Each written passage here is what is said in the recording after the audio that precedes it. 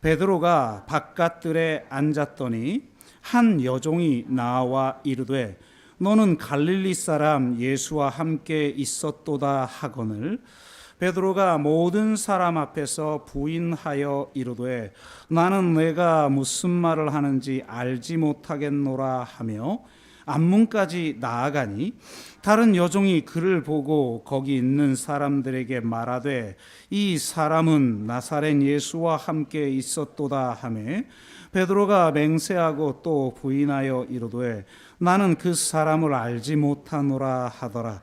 조금 후에 곁에 섰던 사람들이 나와 베드로에게 이르되 너도 진실로 그 도당이라 내 말소리가 너를 표명한다 하거늘 그가 저주하며 맹세하여 이르되 나는 그 사람을 알지 못하노라 하니 곧 닭이 울더라. 이에 베드로가 예수의 말씀에 닭 울기 전에 내가 3번 나를 부인하리라 하심이 생각나서 밖에 나가서 심히 통곡하니라. 아멘. 네, 다시 마태복음 말씀을 나누게 됩니다. 이 마지막 부분은 매우 좀 심각한 주제들이 많아서 연말에 적합한 것 같지 않아 좀 다른 말씀을 좀 보려고 생각도 했었는데요. 이제 몇 장 남지 않았기 때문에 마지막까지 마치는 것이 좋을 거라고 판단을 했습니다. 다만 모든 본문을 좀 자세히 다루기보다 연말이기에 우리에게 은혜가 되는 본문 위주로 큰 틀에서 말씀을 좀 나누도록 하겠습니다. 제가 안식월 직전에 예수님이 잡히시는 장면까지 말씀을 좀 나눴는데요. 오늘 본문은 베드로가 예수님을 부인하는 그런 장면입니다. 오늘 본문의 앞뒤 사건과 연관하여 본문의 의미를 함께 나누도록 하겠습니다. 오늘 본문 바로 앞에는 예수님이 잡히신 후에 대제사장 가야바에게 끌려가 신문을 받는 그런 장면입니다. 오늘 본문 바로 뒤는 유다가 후회하고 스스로 목숨을 끊는 그런 장면인데요. 이 앞뒤 장면과 연관된 2가지 메시지를 우리가 함께 나누도록 하겠습니다. 먼저 앞에 본문과 관련된 메시지를 나누도록 하겠는데요. 예수님이 이제 겟세마네 동산에서 기도를 마치신 후에 잡히시죠. 제자들은 예수님을 다 버리고 도망갑니다. 이제 베드로만 어떻게 될까 궁금했는지 멀찍이 예수님을 따라가죠. 예수님이 끌려간 곳은 대제사장 가야바의 집입니다. 여러분, 사내들인 공유회는 성당 안에 있어요. 그런데 지금 대제사장 가야바의 집으로 끌려갔다는 이야기는 공식적인 재판이 열리는 사내들인 공회가 아니라 어쩌면 대제사장들과 그 측근들로 이루어진 비밀 회합일 가능성이 매우 높죠. 그들은 예수를 칠 거짓 증거를 찾았지만 거짓 증인들이 있었음에도 불구하고 정작 뚜렷한 증거를 얻을 수가 없었다고 오늘 앞에 본문은 기록하고 있어요.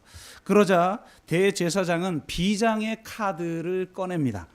유대인들에게 사형을 내릴 수 있는 가장 확실한 죄명은 신성모독이에요. 그래서 신성모독죄에 대해 해설해 놓은 다양한 문헌들이 있는데 그 재판과 신문의 순서에 맞게 지금 이제 진행되는 것을 알 수가 있어요. 신성모독에 해당하는 죄는 2사람의 증인만 있어도 사형이 가능하게 돼 있어요. 무서운 일이죠. 그러나 우리는 뭐 이렇게 쉽게 거짓 증언하는 시대에 살고 있으니까 어떻게 2사람의 증언만으로 이러지라고 하지만 그 당시에는 내가 거짓 증언하게 되면 그것에 대한 책임을 자기가 지게끔 하나님 앞에서 자기가 지게 되어 있어서 그 죄값이 자기에게 온다라고 믿던 시대이기 때문에 증인으로 아무나 나서지 않아요. 그래서 이제 거짓 증인 둘만 있어도 신성 모독죄는 즉결 처분입니다. 이런 이유로 앞에 본문을 보면 두 사람이 나와서 증언을 해요. 뭐라고 증언하냐면 이렇게 말합니다. 이 사람의 말이 내가 하나님의 성전을 헐고 사흘 동안에 지을 수 있다 라고 말했다는 거예요. 여러분, 사실이 아니죠? 예수님은 이렇게 말씀하시지 않았어요. 뭐라고 말했죠? 너희가 이 성전을 헐라, 그러면 내가 사흘 만에 지을 것이다 라고 말했죠. 예수님이 성전을 헐겠다고 말하지는 않았단 말이에요. 그리고 그것은 실제 성전을 말하는 것이 아니라, 물론 제자에게는 개인적으로 예언을 했죠. 이 성전이 무너지게 될 거라는 예언을 했지만 예수님이 그렇게 하겠다고 말하진 않았고, 그리고 예수님이 성전을 헐라고 말했던 건 자기 몸을 가리켜서 그렇게 말씀하신 거고, 예수님이 십자가에 죽으시고 사흘 만에 부활하실 거를 비유적으로 말씀하신 거죠. 그런데 그들은 예수가 성전을 헐어버리고 새로 짓겠다고 했다, 이렇게 말한 거예요. 대제사장이 이 사람이 너를 치는 증거가 어떠하냐 라고 말하자 예수님은 아무 대답도 하지 않습니다. 유대 문화에서 신문 상황 중에 아무 말도 하지 않는 건 그냥 침묵하는 게 아니라 동의하지 않는다, 혹은 대답할 가치도 없다, 이런 의미인 거예요. 그러니까 아무 대답을 안 하면 상대방이 대답할 가치도 없는 질문을 한 것으로 여겨 매우 수치를 느꼈던 그런 상황인 겁니다. 그러자 아마 속으로 굉장히 열받았겠죠. 그래서 대제사장이 베드로의 고백을 연상하는 최후의 질문을 합니다. 네가 하나님의 아들 그리스도인지 우리에게 말하라. 여러분, 이 질문은 전공법이에요. 이 질문에는 두 가지 의미가 담겨져 있는 겁니다. 하나님의 아들 그리스도라고 하는 말에는 두 가지 의미가 있는데, 첫째는 자신을 신과 동일시하는 신성 모독죄를 내가 졌다라고 하는 그 고백을 유도하도록 하는 질문이에요. 제가 말씀드렸듯이 성전이 아닌 예수님이 병자를 예전에 설교 한번 말씀드렸죠. 병자를 치유하고 네 죄가 사하였다라고 하는 건, 이건 신이 할 역할을 인간이 하고 있는 거고 자기를 신처럼 여기는 행위거든요. 그리고 가장 무서운 건 성전 체제를 반대하는 거예요. 성전에서 제사를 드려야 죄가 사해지는 건데 한 개인이 직접적으로 죄를 사한다? 이건 성전 시스템을 부정하는 행위예요. 그래서 그 말을 듣고 신성모독이다 이렇게 바리새인들이 막 외치는 대목에 대한 설교 말씀을 드렸잖아요. 그러니까 지금 이건 엄청난 이야기를 하고 있는 거죠. 두 번째는 오직 로마 제국의 황제에게만 사용하는 하나님의 아들이라는 말을 자신에게 적용함으로써 로마 제국의 반기를 드는 반란죄를 내가 지으려고 하는 것이다를 유도하는 질문이라는 말이에요.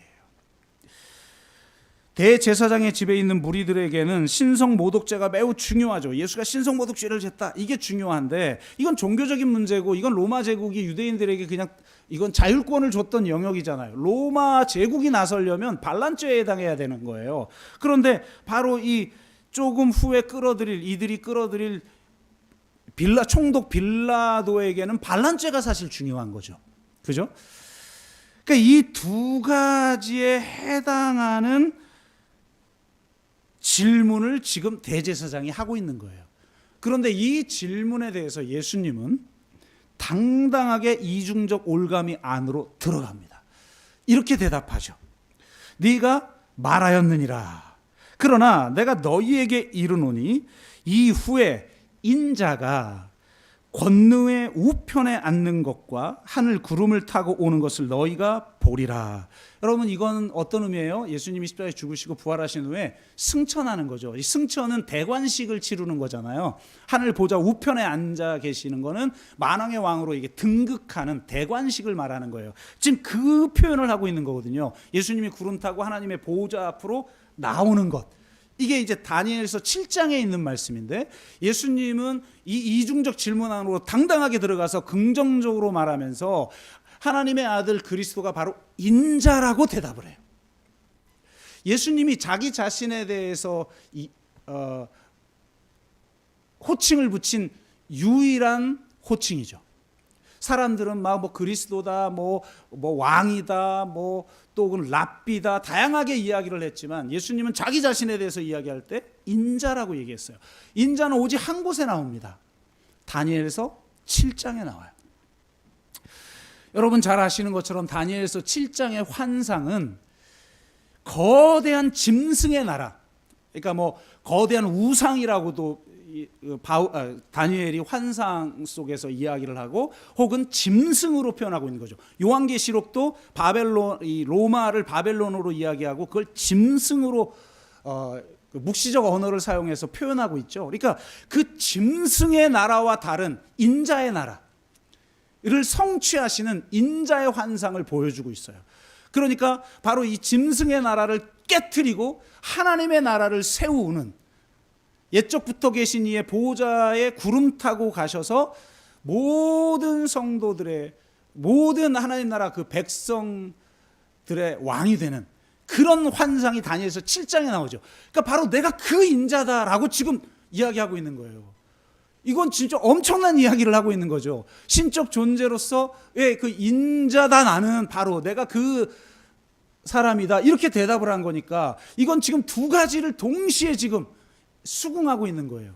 로마 제국을 짐승의 나라로 여기고 그 짐승의 나라를 타격하고 새로운 인자의 나라를 나는 세우러 왔다. 또 하나, 내가 신적 존재다, 이런 말을 하는 거니까 그냥 자기 스스로 당당하게 올가미 안으로 들어가 버리는 거죠. 그러자 대제사장이 자기 옷을 찢어요. 여러분, 이건 유대 문화에서 너무나 참남할 때 옷을 찢거든요. 근데 여러분, 대제사장은 율법에 의해서 절대로 옷을 찢지 못하게 돼 있어요. 그런데도 옷을 쫙 찢었다는 건 내가 지금 얼마나 열받았는지를 내가 율법을 어겨가면서까지 내가 이건 너무 참담한 이야기를 들었기 때문에 도저히 이 분을 참을 수 없다는 걸 퍼포먼스를 하는 거죠. 옷을 쫙 찢으면서 이렇게 얘기합니다. 그가 신성모독하는 말을 하였으니 어찌 더 증인을 요구하리요? 보라, 너희가 지금 이 신성모독하는 말을 들었도다. 너희 생각은 어떠하냐? 그랬더니 나머지 이제 그 측근들이라고 저는 해석을 하지만, 여하튼 뭐 사내들인 공의회에 속하고 있는 다양한 원로원들, 뭐 그 박사들, 서기관들, 뭐 이런 사람들이겠죠. 그런 사람들이 사형에 해당합니다 하고 최종 판결을 내려봅니다. 배심원들이 의견을 모은 거죠. 그리고 나서 주님은 이제 죄인으로서 참혹한 고난을 당합니다. 침뱉음 당하고 따귀 맞고, 누가 널 때렸는지 맞춰봐, 뭐 조롱하고, 그 이후에 오늘 본문, 우리가 함께 읽은 본문이 나오는 거예요. 이렇게 당당한 주님의 고난 한가운데로 들어가셔서 진리를 증언하고 당당하게 고난당하시는 예수님의 모습과 달리 베드로는 어떠합니까? 3번씩이나 예수님을 부인합니다. 베드로를 예수의 도당이라고 지적하는 처음 여종에게는 예수님, 나 예수의 도당 아니야 라고 예수를 부인합니다. 두 번째 여종에게는 예수님을 부인할 뿐만 아니라 맹세까지 합니다. 여러분, 유대인들에게 맹세라는 건 목숨 걸고 하는 거예요. 예수님이 그래서 이걸 오용하는 걸 지적하면서 도무지 맹세하지 말라, 이런 말을 하잖아요. 근데 맹세는 너무 중요한 거거든요. 만인 앞에서 예수님을 부인하지 않는 것, 이게 맹세에 해당하는 거거든요. 공적 선포인 거죠. 그런데 아니라고 공적 선포를 하는 거예요. 마지막 3번째는 사람들이, 이제 주위 사람들이 네가 예수의 도당이야, 너 말투를 보니까 갈릴리 사람 맞네. 여러분, 말투 딱 들어보면 전라도 사람인지 제주도 사람인지 경상도 사람인지 알잖아요. 딱 너 갈릴리 지금 사투리 쓰잖아. 너 예수의 도당 맞네. 그러니까 그가 이제는 맹세를 할 뿐만 아니라 저주를 해버립니다. 학자들은 아마도 예수님을 저주한 것일 거다, 이렇게 얘기를 하는데, 예수님을 저주해버려요. 그러니까 예수의 최측근, 이거 지금 이들이 볼 때는 열혈당원과 같은 새로운 나라를 꿈꾸는 혁명가들이거든요. 이 혁명가 집단에, 그러니까 예를 들면 독립운동을 하는 임시정부 같은 거기에 수장을 지금 부인하는 그런 짓을 지금 하고 있는 거죠. 이렇게 예수님과 베드로는 매우 상반된 모습으로 비춰집니다. 예수님은 가야바의 집 안쪽에서 모든 모욕과 수치를 묵묵히 당하시면서 당당하게 자신을 증거하셨지만, 베드로는 바야바의 집 뜰, 바깥쪽 뜰에서 예수님을 3번씩이나 부인합니다. 학자들은 마태가 의도적으로 예수님의 모습과 베드로의 모습을 비교했다고 해석을 합니다. 왜 마태가 그랬을까? 그것은 마태가 이 마태복음을 최종적으로 쓰거나 혹은 편집하거나 이 최종적 형태로 완성을 할 때 그때의 기독교의 상황 때문이라는 거예요. 마태가 이 마태복음을 쓸 때는, 이때는 핍박이 본격화되던 시절이잖아요. 여러분, 사도 바울의 편지는 핍박이 본격화되기 전에 썼던 편지예요. 그러니까 굉장히 유순하단 말이에요. 친로마적인 어떤 성향도 보일 정도이고, 그런데 그 바울 이후에 본격적인 핍박들이 있어서 많은 사람들이 배교하는 역사까지 일어났죠. 그들을 향해서 이 하나님이 요한계시록을 통해, 사도 요한을 통하여서 요한계시록을 통해 이 어린 양의 승리자라는 걸 선포하신 것처럼, 이 시대에 쓰여진 성경은 핍박받는 그리스도인에게 던지는 메시지도 있다는 거예요. 그러니까 많은 사람들이 베드로처럼 예수님을 부인하고 있던 때에, 야, 너희들 베드로가 아니라 너희들이 주로 고백했던 그 예수님이 어떻게 고난을 받아들이고 박해를 받아들이고 당당하게 진리를 증언하였는지를 봐라. 그러니 너희는 예수님을 본받아 순교를 각오하고 죽도록 충성하라. 이런 메시지를 지금 하고 던지고 있다는 거예요. 그러니까 바로 이 힘이 기독교의 힘이죠.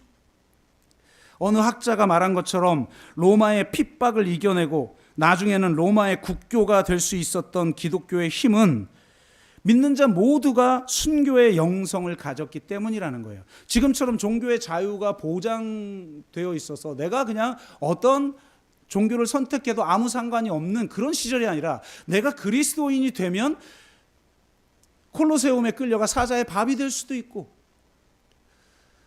내가 십자가에 달려 죽을 수도 있는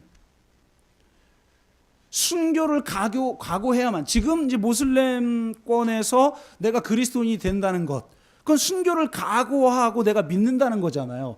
그런 격이라는 거예요. 그런 상황에서 예수님을 믿던 그 힘이 로마를 뒤집었던, 영적으로 뒤집었던 힘이라는 거예요. 이게 기독교의 원초적 영성인 거죠. 그런데 참으로 안타까운 것은 현대에는 이런 정신이 거의 근본주의자들에게만 나타난다는 점이에요.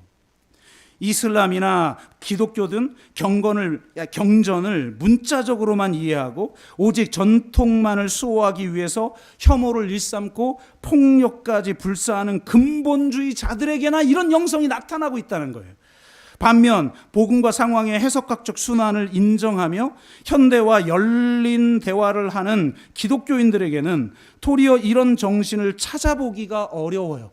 합리적인 신앙을 가질 뿐 순교의 영성이 사라져버렸다라는 것입니다. 그렇기 때문에 지금 이 마태복음은 우리에게 도전하고 있는 거예요. 진정한 그리스도인은 진지하고 열린 복음과 문화 간의 대화를 할 뿐만 아니라 참 증인으로서 순교의 영성을 가진 자이다. 아멘. 우리가 그리스도를 믿는다는 건 주의 부르심에 응답하는 것이고, 주님은 와서 죽으라고 우리를 부르시는 거예요. 죽고자 하는 자는 살고 살고자 하는 자는 죽는 거예요. 이것이 복음이에요. 정말 아무쪼록 한국 기독교가 그리고 우리가 정말 이 순교의 영성을 회복하기를 주의 이름으로 축복합니다. 두 번째는 오늘 본문 다음에 나오는 내용과 연관된 메시지를 우리에게 던지고 있는데요. 오늘 본문 다음은 이제 유다가 예수님을 팔아넘기는 걸 후회하고 스스로 목매어 죽는 장면입니다. 많은 학자들이 유다가 목매어 죽은 사건은 아마도 십자가 사건 이후에 벌어진 일일 것이다 라고 해석을 해요. 저도 동의를 하는데, 왜냐하면 저녁 늦게 몰래 성경에 의하면 밀란이 일어날까 봐 몰래 예수님을 잡아간 다음에 신문을 하고 사형 선고를 내리고 새벽에, 마태복음을 보면 새벽에 총독 빌라도에게 가서 이제 이 사람을 사형시켜라 이렇게 이야기한단 말이에요. 이 사이에 유다가 그렇게 결정적으로 뉘우칠 계기가 도대체 있었을까? 또 좀 애매하고, 또 그 짧은 사이에 가서 나 이 돈 돌려주러 왔다. 받을 수 없다. 네가 잘못했다면 그것은 네 책임이다.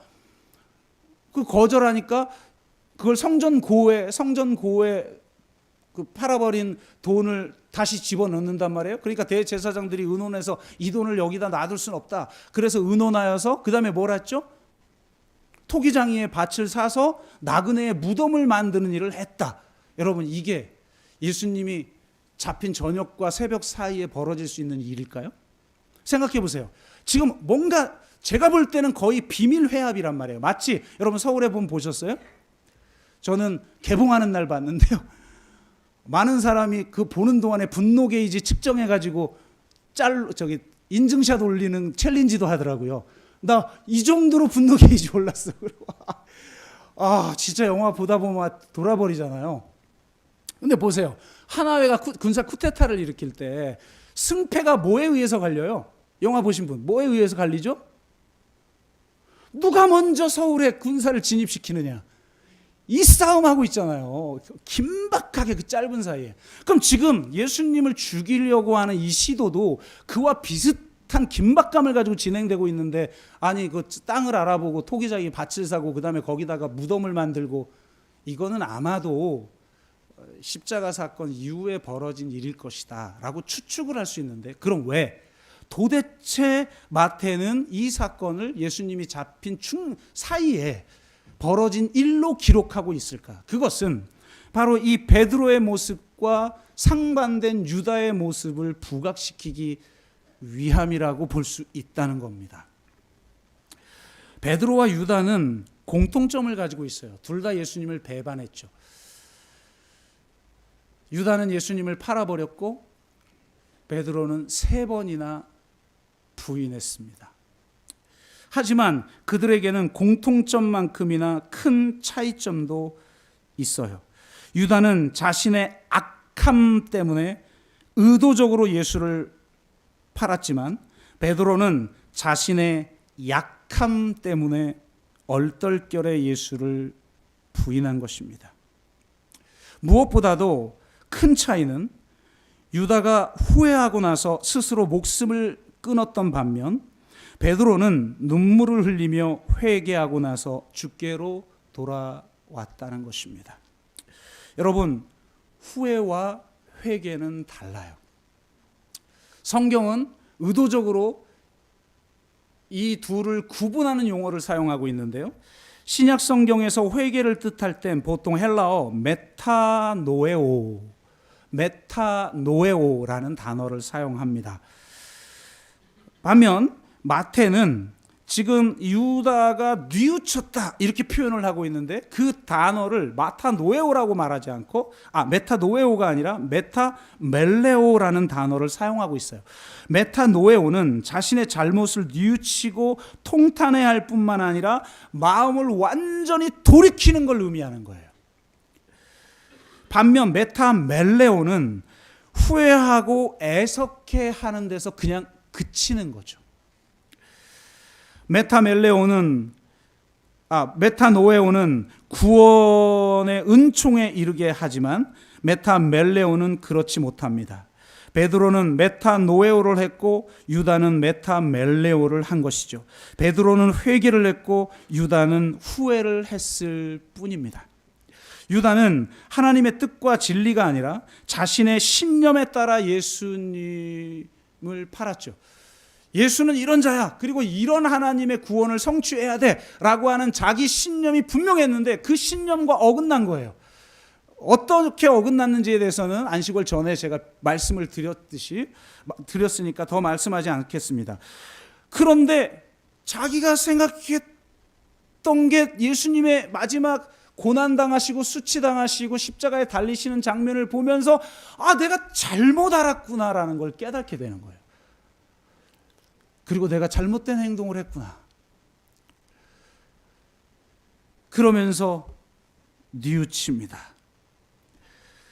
하지만 그 후회에 대한 책임을 지는 형태도 그는 자신의 신념에 따라 행합니다. 당대 지중해 지역의 명예와 수치의 문화에 의하면 자신의 불명예를 회복하는 방법들이 있는데 그 중에 가장 확실한 방법은 자기를 파멸시키는 거예요. 이게 여러 가지 방법이 있는데 뭐 금식을 한다든지 혹은 자해를 한다든지 혹은 자살 같은 걸 하는 거죠. 예를 들어 뭐 사무라이가 패배의 책임을 그 불명예를 자기가 지고 할복하는 것 같은 그런 거예요. 그러니까 명예와 수치 문화에서는 이런 게 존재하거든요. 그러니까 그는 마지막 순간까지 하나님을 바라보지 않고 자기 자신을 바라본 거예요. 나의 불명예를 내 스스로 책임지겠다는 거죠. 하나님의 뜻과 은혜를 구하지 않고 자신의 의지와 신념과 명예만을 구한 겁니다. 우리가 죄책감이나 혹은 자책감에 시달리는 이유가 있어요. 내가 그러지 말았어야 되는데 아유 이 못난 녀석 막 이러면서 자책감을 가지고 심지어는 하나님이 나에게 은혜를 주시고자 하는데도 그 은혜 필요 없어요. 나는 은혜 받을 자격이 안 되는 자예요. 그러면서 계속 죄책감과 그 자책에 사로잡혀 있는 경우들을 보는데 실상 그 이면으로 깊이 들어가 보면 그 근원에 무엇이 있느냐? 자기 의와 자기 명예가 있다는 거예요. 여러분 보세요. 가끔 뉴스에 보면 정말 흉악범들이 뉘우침의 기색도 없이 그냥 뭐 당당하게 인터뷰하는 그런 모습을 보면 막 분노가 일어나잖아요. 또 혹은 뭐 미안합니다라고 말하지만 사실 그냥 감형을 받으려고 한 제스처에 불과하지 진짜 뉘우치지 않은 그런 모습들 여러분 보면 막 분노가 일어나죠. 근데 진짜 죄 지은 사람들은 그래야 되는데 뉘우치면 그나마 나은 거 아니에요? 여러분 내가 자기 정죄가 뭐냐? 내가 씻을 수 없는 죄를 지었다라고 자기 스스로를 죄인이라고 정죄하는 그 순간만큼은 그 정죄를 하는 나는 죄인이 아닌 거예요. 여러분 죄인이 죄인을 정죄할 수 있습니까? 없어요. 정죄는 의인이 하는 겁니다. 그러니까 내가 나를 향해서 정죄하는 그 순간 정죄하는 나는 의인이 되는 거예요. 그러니까 끝까지 포기하지 않는 숨은 자기 의라는 게 존재하는 거예요. 그렇게 하고 있는 순간만큼은 자신의 불명예를 회복하는 명예의 순간이 되어버리죠. 물론 이것은 진정한 뉘우침 속에 있을 때 한해서 말씀을 드리는 거죠. 전혀 뉘우치지도 않고 거짓 용서를 받아들이는 사람들은 그건 기독교적인 용서가 아닌 것이고, 그러니까 결국 유다는 마지막 죽는 방법을 선택하는 모습을 바라보면 결국 그는 자기의 주인이 자기 자신이었던 거죠. 이것은 에덴 동산에서 죄를 범했던 아담과 같은 죄인 거예요. 우리는 일반적인 악을 행함으로써만 죄를 짓는 것이 아니에요. 그 악을 스스로 벌하려고 함으로써도 죄를 짓는 거예요. 유다처럼 스스로 자신을 벌하는 자가 아니라 베드로처럼 하나님의 처분에 자신을 맡기는 자가 되어야 하는 것입니다. 우리는 모두 연약한 자예요. 12제자의 수장격인 베드로, 여러분 이건 그냥 뭐 어부에 불과해 이게 아니에요. 우리가 일제 식민지 때 여러분 독립운동 아무나 합니까? 그리고 최소한 임시정부의 수장격에 속한 임시정부의 그 각 강요들 정도의 수준들을 보세요. 아무나 하는 거예요? 그렇지 않잖아요. 새로운 나라, 하나님 나라의 임시정부거든요. 12제자라는 것은. 그러니까 거기에 수장격이 되는 사람이란 말이에요. 지금 베드로는. 그리고 다른 제자들은 다 배반해도 나는 배반하지 않겠다고 다른 제자들이 보는 앞에서 당당하게 이야기할 수 있는 오만한 사람. 심지어는 우리가 그 예수님 잡히는 장면에서 말씀드렸죠. 대제사장의 종이라는 건 부관을 말하는 것이다. 대제사장 밑엔 2명의 부관이 있는데 그 중에 하나가 전쟁의 메시아라고 이름하는 종인데, 정확하게 그 전쟁의 메시아에 해당하는 대제사장의 종을 속에 품고 있던 칼로 딱 해치려고 했던, 안타깝게도 더 크게 보면 다행히도 귀만 잘라냈죠. 저격에 실패한 거예요. 그러니까 그 정도의 사람이에요. 진짜 목숨 걸고, 여러분 지금 12명, 겨우 12명 있고 제자들은 나머지는 군사들을 끌고 온 건데, 제사장 산하에 있는 그 군사들과 로마 군사까지 같이 끌고 왔는데 그거를 가서 딱 친다? 그러니까 군사들과 싸우면 지니까 정확하게 최고 지도자인 전쟁의 메시아를 가서 쫙 그냥 타격한 정도의 사람이 베드로란 말이에요. 어줍지 않은 사람이 아니에요. 그런데 그도 예수님을 3번이나 부인해요. 누구도 자만할 수 있는 자격이 없어요. 우리 모두는 연약한 자입니다. 인간은 결코 자기 자신을 신뢰할 만하지 못해요. 진짜 이런 일을 안 당해봤으니, 베드로도 당하기 전에는 당당했죠. 그런데 베드로가 이렇게 3번이나 부인할 수 있었단 말이에요. 그렇다면 우리도 누구나 그럴 수 있죠. 섰다고 생각하는 자는 넘어질 수 있는 존재. 그래서 끊임없이 넘어지는 존재예요. 죄를 범하기도 하고 예수님을 배반하기도 하고, 아니 그 정도까지는 가지 않더라도 예수님과 쉽게 멀어지고, 너무나도 쉽게 예수님을 원망하고, 그렇게 주님의 길이 아닌 길로 갈 수도 있는 존재들. 참으로 예수님의 제자가 하나님 나라 백성이 될 자격이 부족한 사람들. 여러분 그렇지 않나요? 지금 당당하게 말할 수 있어요? 나는 구원받을 만한 자격이 있는 정도로 주님을 따르는 자야. 그렇지 못하죠. 저도 그렇지 못해요. 그럴 때 바로 주님 앞에 나와 우리를 바라보시는 주님의 시선과 마주쳐야 해요.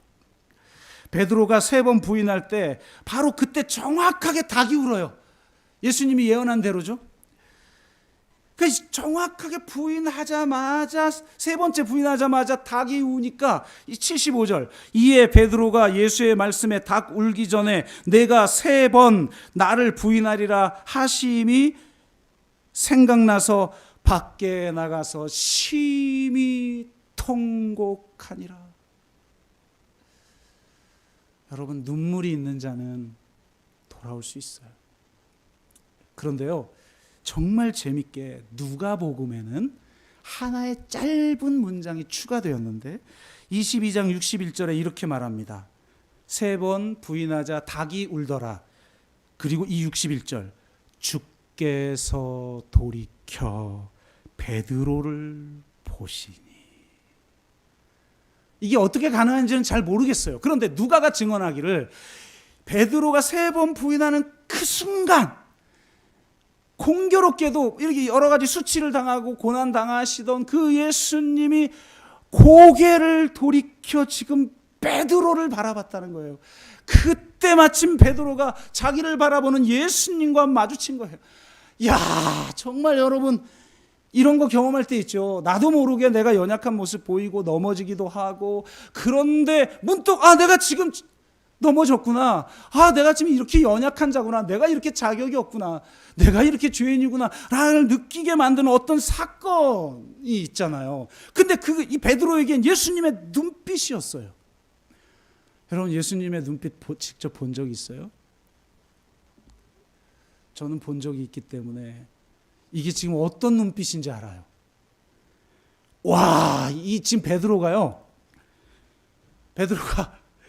여러분 생각해 보세요. 근데 그 눈빛을 하고 딱 마주쳤는데 그 눈빛이 정죄의 눈빛이었을까요? 그렇지 않았을 거예요. 만약 정죄의 눈빛이었다면 아이고 저 확 전라도 용어로 씹어 먹어도 시원찮을 막 이렇게 바라봤다면 베드로는 아마 저는 유다처럼 행동했을 것 같아요. 그 자존심에.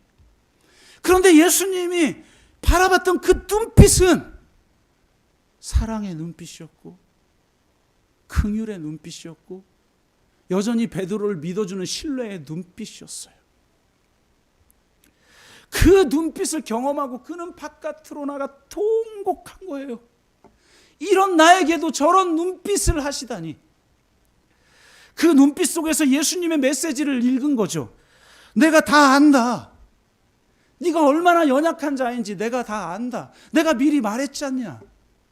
네가 나를 3번 부인할 거라고. 그걸 아는데도 나는 너를 여전히 사랑하고 있고 끝까지 사랑할 것이다.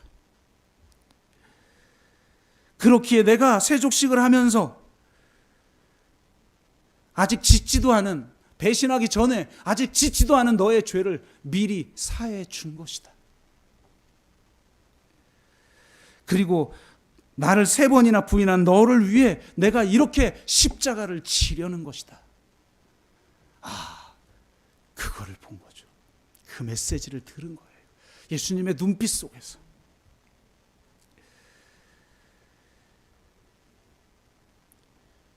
우리는 넘어질 수 있고 실패할 수 있는 존재들이에요. 하지만 주님은 우리를 끊임없이 용서하시고 우리에게 새로운 기회를 주시는 분이십니다. 우리를 다시 일으켜 다시 걸어갈 수 있는 힘을 주시는 분이세요. 제 영어 이름이 피터입니다. 굉장히 저는 그렇게 짓고도 좀 잘 안 어울리는 것 같아요. 피터는 좀 이렇게 피터팬처럼 조금 앙증맞은 이름 같은데 내가 이렇게 생긴 사람이 피터 그러니까 좀 이상하잖아요. 근데 피터가 영어로 베드로예요. 베드로. 존, 이게 요한인 것처럼 이게 네, 그렇습니다. 피터는 베드로예요. 제가 왜 베드로라고 지었냐면 내가 딱 베드로 같은 거예요. 바울이라고 질 수도 있고 요한, 사랑의 사도인 요한이라고 질 수도 있고 많이 있잖아요. 야고보, 제가 또 좋아하는 야고보도 있을 수 있고. 그런데 저는 그런 이름을 감당할 자격이 없다고 생각했어요. 그래서 예수님을 3번씩이나 부인한 바로 그 피터, 베드로라고 졌어요. 주님이 저를 사랑하시고 저를 또 사명의 길로까지 부르셨는데 여전히 연약하고 못났고 죄를 짓고 하는 그런 나의 모습을 보면서 정말 절망했던 많은 시간들이 있었던 것 같습니다. 제가 부교역자 시절 제 못난 모습을 보면서 아주 깊게 절망했던 시기가 있었는데요. 그때 정말 주님 앞에 절규하면서 그렇게 기도했어요. 주님, 저를 정말 부르셨다면 제가 진짜 배기 목사가 될 수 있도록 해주십시오. 주님, 저에게 다시 한 번 더 기회를 주십시오. 그렇게 정말 눈물로 기도했는데 응답이 없더라고요. 가끔 하나님이 너무 야속할 때가 있어요. 참 지질이도 응답을 안 하죠. 그죠? 좀 기도하면 저 분명히 믿었거든요. 100%. 그럼 믿음대로 이 산을 들어 저 산을 옮겨지라고 해서 저는 믿고 했는데 역사가 안 일어날 때도 있고 응답도 없을 때가 솔직히 더 많아요. 기적도 많이 경험했지만 그럴 때가 더 많아요. 왜? 야속할 때가 있어요. 진짜 몇 달 동안 기도하는데 응답이 없다가 그때 마침 전교역자가 교갱협 수련회에 참석했던 때가 있었어요.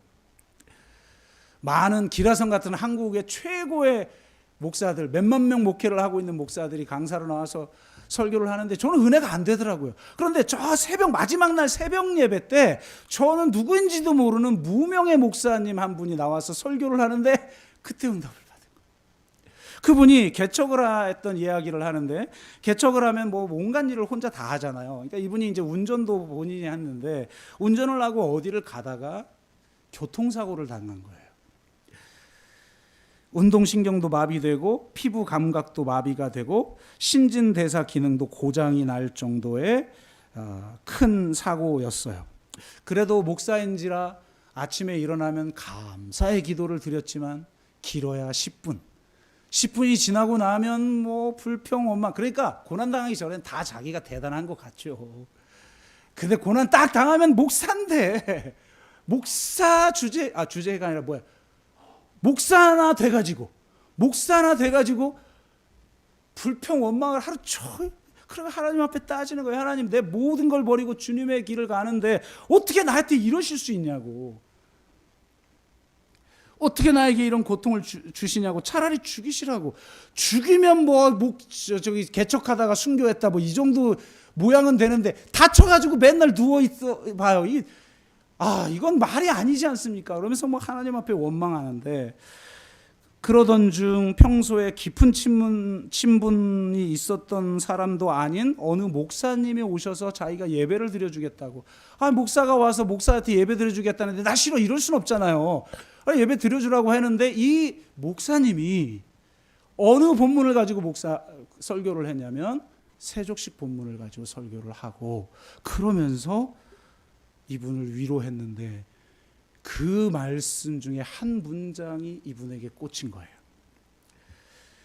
내가 하는 것을 이제는 알지 못하나 이후에는 내가 알리라. 세족식을 거부하는 베드로를, 누구에게 한 말이에요? 이 말씀이 베드로에게. 내가 피터인데 지금 베드로에게 한 이야기에 감동을 받은 거예요. 이분이 너가 지금 하는 이 행동은 이해를 못하지만 나중엔 알게 될 거야. 그렇구나. 내가 지금 이 교통사고 당한 일의 의미를 내가 지금은 알지 못하지만 이후에는 알게 되겠구나. 하나님의 뜻이 있구나. 이것을 깨닫고 그는 갑자기 자기가 원망하면서 지냈던 시간들을 회개하면서 하나님 앞에 새롭게 다가가기 시작했어요. 그러면서 새롭게 기도하고 새롭게 말씀을 묵상하는데 그 말씀들이 하나하나가 다 새롭게 들리는 거예요. 그 중에서도 특히 죽고자 하는 자는 살고 살고자 하는 자는 죽으리라 라는 말씀이 너무나도 가슴에 사무친 거예요. 전에는 내가 이렇게 하나님 앞에 다 내놓고 이렇게 하는데 나에게 이런 불의의 사고를 당하게 할 수 있어요, 원망했는데 하나님의 말씀이 새롭게 들리니까 깨달아지는 거죠. 내가 살려고 목회를 했지 죽으려고 목회한 게 아니었구나. 내 명예, 내 야망, 내 욕심을 위해 목회를 했구나. 이런 깨달음을 갖게 되고, 그러면서 하나님 앞에 이렇게 기도했다는 거예요. 주님, 한 번만 더 기회를 주십시오. 이 얘기를 듣는데요, 제가 매일 눈물을 흘리면서 한 번만 더 기회를 주옵소라고 기도했던 거잖아요. 근데 그가 그렇게 기도했고 하나님의 응답받아서 그 엄청난 병이 치유되어지고 다시 새롭게 목회를 하여서 건강하게 목회를 하고 있다는 거예요. 저는 그 설교가 저에게 하는 설교로 받아들여졌어요. 주님, 한 번만 더 기회를 주시옵소서라고 기도하는 나에게 주님은 응답을 주시고 내가 너에게 기회를 주는 하나님이라고 말씀하셨습니다. 우리는 모두 연약한 자예요. 예외가 없어요.